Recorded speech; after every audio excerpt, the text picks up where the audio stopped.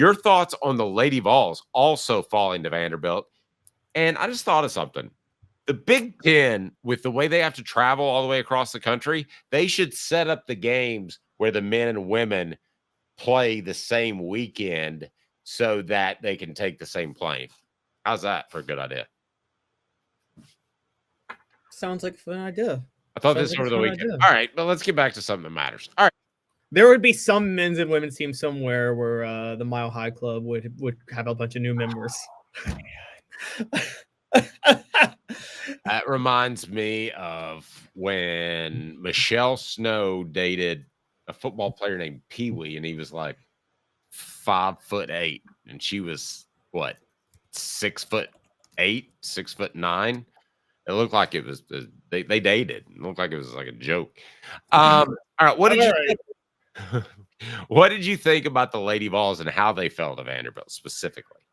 So Tennessee, again, similar to the men, fell behind way too much early because Vanderbilt had an 11-point lead at halftime. They fought their way back. They took the lead in the end, and they had control of the game, but Vanderbilt was winning in the paint. And it's the half-court paint defense, which has been an issue for the Lady Vols throughout the year. And it shouldn't be, because that's the one thing Kim Caldwell recruited for. The thing she sacrificed was three-point shooting. She didn't sacrifice. So they did go 6 of 26 from three, which is an issue. They need to do better. But she sacrificed three-point shooting because she went for size and athleticism. With size and athleticism, you shouldn't get outworked in the paint the way they did at times. And that showed on the last play. Vanderbilt missed a potential game-winning shot, and then they score off an offensive rebound to win the game.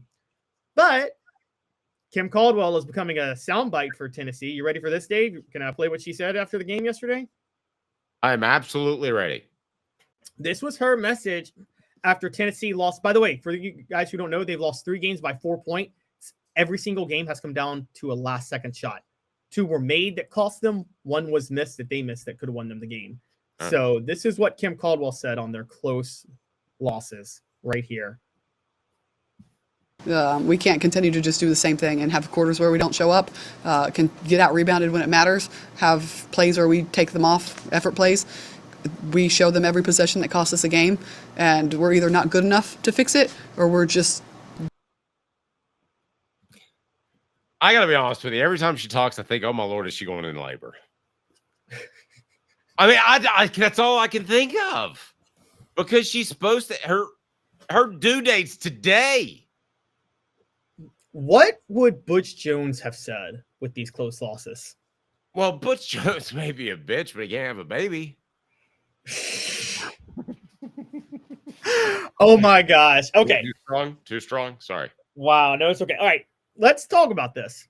Kim Caldwell is not, what you're very much seeing is she's not sitting there saying these losses are okay because of what we're building for the future, even though she has the number 1 recruiting class coming in. She's taken this year as seriously as any year. And Dave, don't you love a coach who does that? Yeah. I mean, what's your, like, you've covered teams with first-year head coaches. Typically, the media, and we're media members, we're always talking about, oh, this is about building for the future, things like that. But I think you would believe that the coach's job is to take that year as seriously as they take any year with their game planning, right? Well, yeah, because here's how that goes south. Like, I've heard a lot of people say that, oh, just throw this guy in because he's a really good freshman and you get him experience because this team's no good. Well, no, because then your seniors will all revolt. I mean, they don't want their last year to be a complete disaster. So I never subscribed to that theory at all. So when I look at this Lady Vol basketball team, it feels like they're running what Kim Caldwell wants to run. But at the same time, I just don't think they're that physically gifted to be able to excel in whatever they run. I think they're good, but not great athletically. See, I think they're great. I think they are good athletically. It's their shooting that's a problem, but that was okay because that's what she recruited for. I think what she's so frustrated is that they're taking quarters off and rebounding. And again, when she went in the offseason, Kim Caldwell, and I want to repeat this, when Kim Caldwell was at Marshall, when Kim Caldwell was at Glenville State, I think, in West Virginia, her philosophy was get a bunch of shooters. When she got to the SEC level, because her philosophy is up tempo, run and gun, and when you get the ball up the court, you shoot it. When she got to the SEC level, the first question John Adams, our own, asked her was, do you think that can translate here because you need size and athleticism? And her quote was, I wouldn't be here if I didn't think it could. Kim Caldwell wasn't able to get the players she wanted, and she knew she wasn't going to be able to when she first took over at Tennessee. So what did she do? She said, I will need size and athleticism in the SEC. I can't just go out and get size, athleticism, and red-hot shooting my first year here. So she sacrificed the shooting. She said, let me go all for size and athleticism, and hopefully some of these players who were bad shooters will get good looks at times and will be good enough from three. That's been the case. That's happened. They've been good enough from three. They have off games like they did against Vanderbilt, but that's to be expected with the team she constructed. I think what's frustrating to her right now is that she didn't think that they would ever have issues in the half-court defensive game, and they're having those issues. And the question becomes, and I want to know what you think about this, Dave. You know, we can bring up back in the Bruce Pearl days. Do you think when you work so hard about on being up tempo and controlled chaos, do you think are you sacrificing the time you should work and positioning for rebounds basically and playing half court defense? Well, I mean, you got to figure you've only got so many hours in the day, so you've got to figure out what's more important to your particular offensive attack. So, or defensive presence as well. So, I mean, I don't know that one's taken away from the other. That's her job. You know, I've sat through a lot of practices. I've sat through a lot of dumb ones with Jerry Green. I'm like, they didn't accomplish anything today. But they accomplish a lot of Rick Terry jewelry design. They want to be your jeweler looking for affordable game day jewelry, a Tennessee tradition. RickTerryJewelry.com. Again, RickTerryJewelry.com. It's almost Valentine's Day. Hint, hint. Which of these players are you most impressed with compared to what you thought coming into the season, Caleb? Well, the big one for me, so I thought Jewel Spear would do what she do. She's second in scoring, and she is their reliable three-point shooter. The one who really stands out to me the most is Samara Spencer. She's fourth on the team in scoring at 11.6 points per game, but she's shooting 41.5% from three. And she was not a three-point shooter like that coming in. So I'm very impressed with her. Talasia Cooper is also very good. She's shooting only 29% from three, but she's averaging 18.5 points. But I would probably be the most pleasantly surprised, funny enough, with Samara Spencer because of that shot that she's really shown. And I didn't see that from her when she had committed to Tennessee. I think her best year before that, last year she was 26% from three. So to go from that to 41.5% from three, transferring from Arkansas to Tennessee, is honestly incredible. And she's the point guard, so she really does.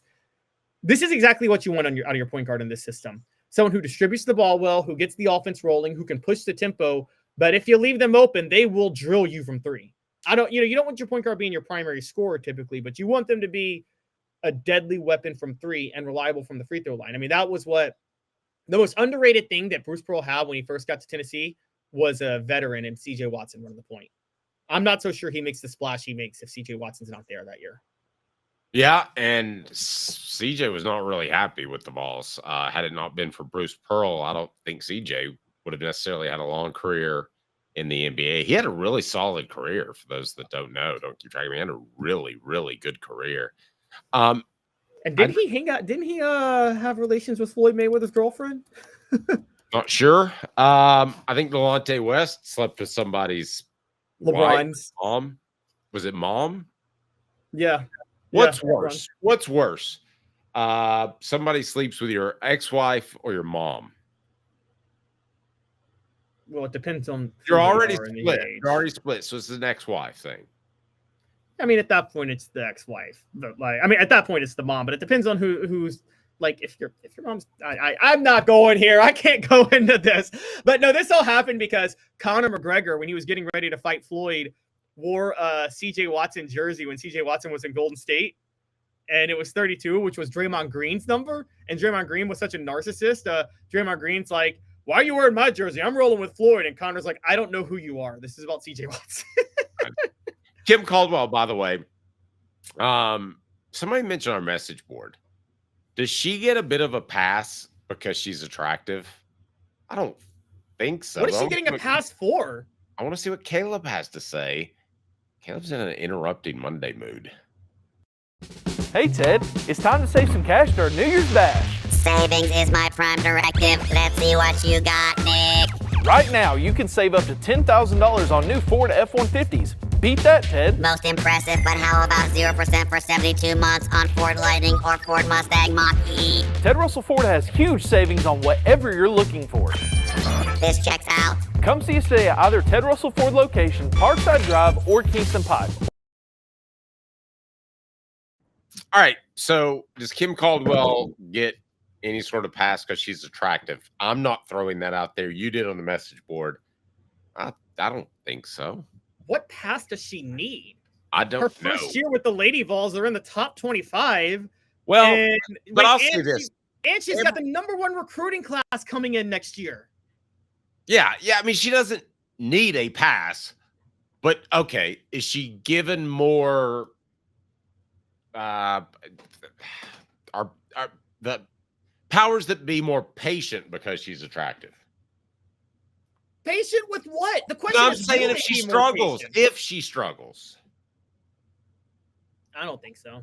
I mean, I didn't think Kelly Harbor was unattractive, really.